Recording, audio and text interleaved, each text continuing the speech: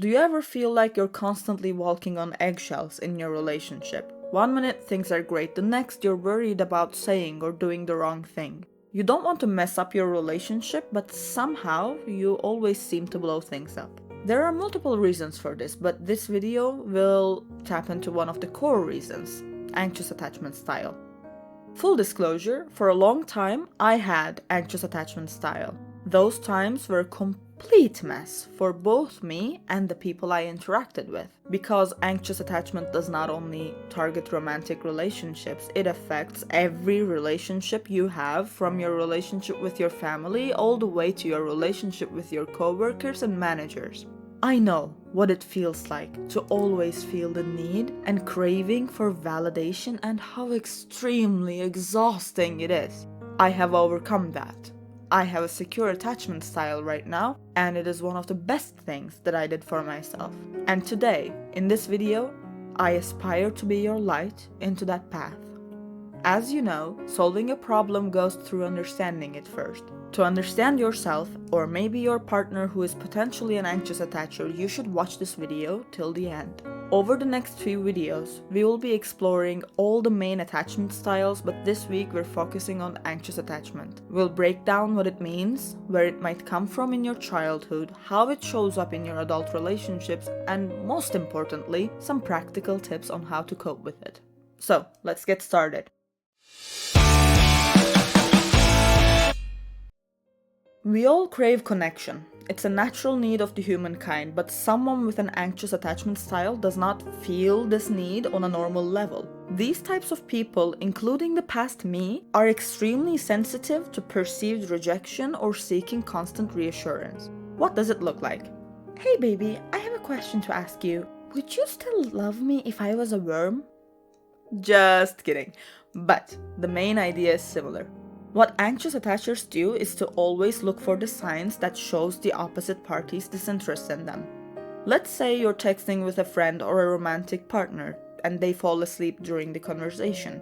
A normal person, a securely attached person, would think, okay, they're most probably too tired, we can continue our conversation tomorrow. An anxiously attached person would have a mindstorm that has similar thoughts to the following. Why did they fall asleep? Is our conversation boring to them? Oh god, I think I'm boring to them. There will be a time where they want to abandon me because of this. Or, what if they're not asleep? What if they just want me to think that they are asleep, but actually they're out partying with other people? Could they cheat on me? I should be checking if they're online every few minutes. Sound familiar? It might seem like a paranoid personality trait at first, but actually it's not. Don't go hard on yourself if you feel like you're this type of person. Or don't go hard on your loved ones if you think they have anxious attachment style, because you're not responsible for the development of this. This attachment style is a coping mechanism developed in early childhood by the actions of the primary caregiver of the child. Think about it for a second. Your first bond and relationship is the one that you form with your primary caregivers. They have complete power over your formation of bonding styles and your perception of social interactions. This coping mechanism gets formed by the primary caregiver's unresponsiveness to the child's needs, both physically and emotionally. The caregiver might not meet these needs completely, or they could not meet these needs consistently. Either way, this inconsistency can lead to a feeling of insecurity about your worthiness of love. It's also important to remember that these experiences aren't always about neglect. Sometimes even overprotective or overly critical caregivers can contribute to anxious attachment. So what actually happens here is that you're not taught to form secure relationships, and you simply don't know how to because of this. I can almost hear you asking, okay, but I have been involved with people who did me more harm than good, but despite this, I still seem to be involved with the same type of people each and every single time. I see how this sounds illogical at first, but there's a good explanation and you need to listen here very carefully. So our brains have this working process where it feels the need to always validate its own emotions. Think of a time where you wanted to improve your relationship with a loved one. In this case, your brain is constantly looking for strategies to make it happen. On the contrary, let's say you're in a relationship but want to break it off. Now, your brain is on a witch hunt for all of the remotely toxic traits that your companion has. It's trying to confirm what you put in there. Furthermore, our brains have a comfort zone. And don't get me wrong, this comfort zone isn't necessarily a comfortable zone. This comfort zone is where your brain knows how to operate. Unknowns are scary, correct? That's why your brain is constantly trying to go for the known one, even if it knows that you will get hurt there.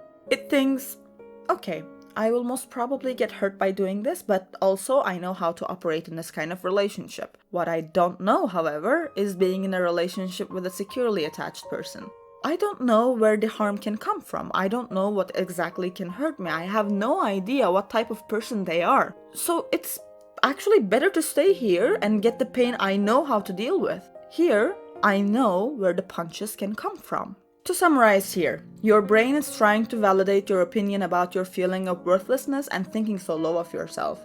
That is why, most of the time, it is drawn to people who will make you feel worthless and will not give you the respect that you deserve. Your brain is trying to stay in their comfort zone, a battle terrain where they know each inch of the land and how to fight on it, even if they're going to lose the battle. That is why, despite being anxiously attached and being harmed by it, it is extremely hard to change that approach. Been there, done that. Let me be extremely clear on this. Loving people around you and having the need to feel their love for you, their support, their appreciation, and their attention is completely normal, as well as the fear of losing your loved ones. The problem actually begins where these needs and fears get so strong that they start to control your relationships instead of you. Let's take a look into how these look in adult relationships. Craving constant connection, needing frequent reassurance, being fearful of rejection and abandonment even in the absence of actual signs of relationship problems, relying on physical closeness to feel secure, reacting highly emotionally to someone's unavailability, feeling anxiety of being alone, overreacting to normal fluctuations in a partner's emotions or actions, fearing it signifies trouble in the relationship, feeling insecure or threatened by a partner's independence or time apart, being clingy and overly dependent/needy in relationships to ease the fear of being rejected, doubting the partner's long-term affection even with consistent love and support, having hardships, letting your guard down with your partner due to trust issues, needing regular affirmation and validation that you're loved, wanted, and not going to be abandoned, having difficulty setting and respecting boundaries, negative self-view or self-worth alongside positive view of others, struggling with feelings of inadequacy in the relationship and doubt of deserving the love of the partner, overanalyzing the behaviors or comments of the partner and jumping to negative conclusions, feeling the impulse to fix things and solve other people's problems even if it will cause a deterioration in one's own well-being, having the tendency to blame yourself or feel responsible for problems in a relationship. Sounds extremely exhausting, right? That's because it is. You deserve to have healthy relationships. Let me tell you how I coped with it and fixed it so you can actually start having them. Practice awareness in your relationships. When you will respond to an action taken by the people in your life, wait. Just wait. Let the adrenaline flow slow down. It is blocking your ability to think clearly. Take notes of your reactions. Do a retrospective analysis of your relationship with the people around you. When they did something that you didn't like, how did you respond? Were you overreacting? Why were you overreacting? What did that moment make you feel? Why did it make you feel like that? Be the parent to your inner child that you needed. I'm sorry that you did not experience the parenting that you needed in your childhood. I'm truly sorry. That was not what you deserved. And now, there's no turning back, you're an adult. But that doesn't mean that you cannot heal your inner child. Talk to yourself. Just close your eyes and communicate with yourself. This will be one of the hardest things to do in this journey, let me assure you. Maybe you will burst into tears, maybe you will get extremely angry, maybe you will feel helpless. I know it doesn't seem like that, but I can reassure you that it's good to feel those things. I cannot count how many times I sat there alone, feeling these, overwhelmed with emotions. I even thought of giving up at several points because these feelings were too much for me to handle. I thought of repressing them again, never to look back on them.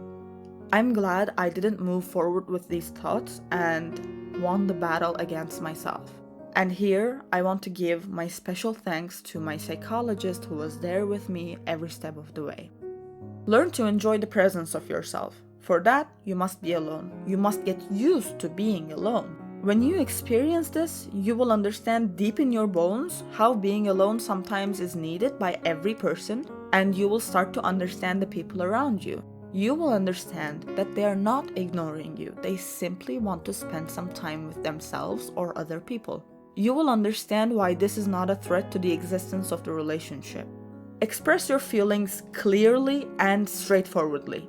I remember seeing my psychologist and telling her about all the times that I wanted to feel understood, but the people in my life didn't understand because, in my opinion, if they loved me, I wouldn't need to explain myself. Wrong. I remember her saying to me, adults are not responsible for being understood. That's for children. Adults are responsible for expressing themselves so the opposite party can understand them. You cannot expect people to read your mind and blame them when they are not able to do so. That phrase has been a treasure for me, and I hope it becomes yours as well.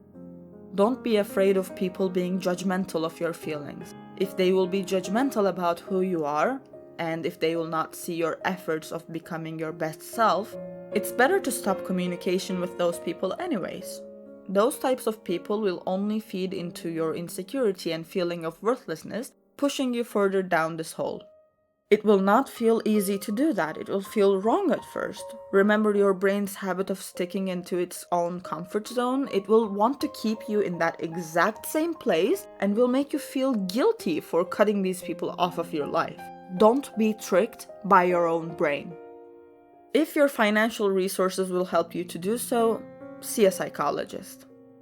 I cannot even begin to explain how helpful seeing a professional is. First of all, there's a room where you can explain every single thing to a person without being judged. And you know they will keep it between you because it's their obligation to do so.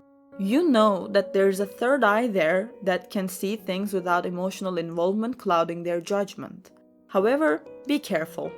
Just like any other type of relationship, you have to find a psychologist that resonates with you and one that you click.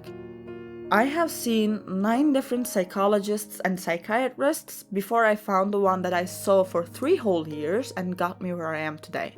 Just because one psychologist didn't work for you doesn't mean seeing one is useless. You just haven't found the one that you resonate with. I hope this video helped you begin to realize yourself. I have a challenge for you. The following month, carry a pen and paper wherever you go. When you experience a feeling, write it down along with the trigger of your feeling. After a month, go back and read your notes with a clear mind. Do your own retrospective analysis. Awareness is the first and biggest step into healing. If you need my help and advice, if you need someone to talk to, you can write to me on Psychic's official Instagram account, PsychicOfficial. Remember, you're loved and appreciated. You're more than capable of having healthy relationships. You just need to work on it. Next week, we will be covering avoidant dismissive attachment style. At the end of this series, we will also be covering how you should treat your own child to avoid creating these issues for your child as well. We have an endless journey here as Psychic community, and it's an honor to have you on our side.